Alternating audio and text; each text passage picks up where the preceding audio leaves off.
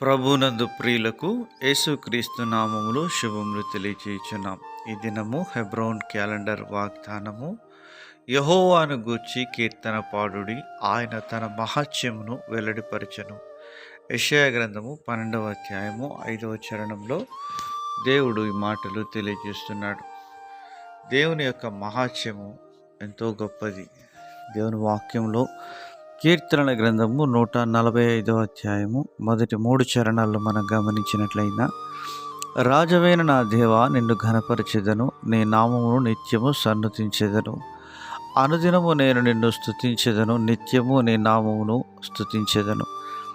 యెహోవా మహాత్యము గలవాడు, ఆయన అధిక స్తోత్రము నొందదగినవాడు, ఆయన మహాత్యము గ్రహింప శక్యము కానిది అని కీర్తనాకారుడు రాస్తూ ఉంటున్నాడు. దావీదు తన జీవితంలో దేవుని మహత్యాన్ని గురించి మాట్లాడుతున్నాడు.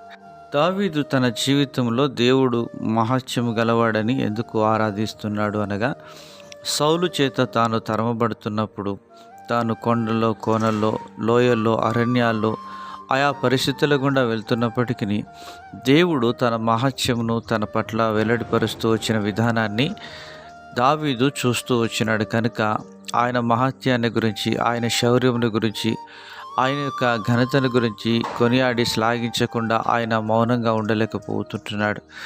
ఎందుకనగా తన జీవితంలో దేవుడు తనకు తోడుగా ఉన్న పరిస్థితులను జ్ఞాపకం చేసుకుంటూ ఉన్నాడు.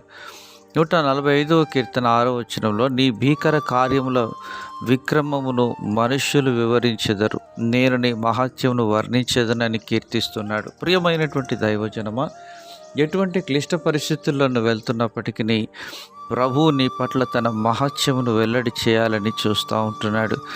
ఎందుకనగా ఇశ్రాయేలు ప్రజలు ఐగుప్తులో ఉన్నప్పటికీ దేవుడు తన మహత్యమును వారి పట్ల వెల్లడి చేయటానికి ఫరో హృదయాన్ని కఠినపరిచినట్లుగా ఈరోజు దేవుడు నీ యొక్క జీవితంలో కూడా అనేక పరిస్థితులు కఠినం చేస్తూ ఉండవచ్చును.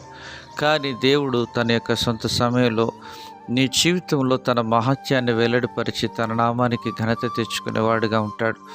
అందుకనే బైబిల్ గ్రంథం సెలవిస్తుంది, ప్రతి విషయంలో దేవునికి కృతజ్ఞతాస్తుతులు చెల్లించుడి అని దేవుని వాక్యం ఖచ్చితంగా సెలవిస్తుంది.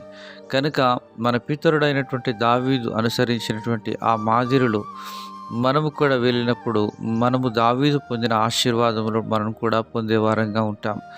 కనుక ఆయన మహత్యము గ్రహింప శక్యము కానిది, మన గ్రాహ్యానికి మించినటువంటిది. కనుక అన్ని విషయాలు ఆయనకు అప్పగించుకొని మనం దేవునికి కృతజ్ఞతలు చెల్లించుదుము గాక.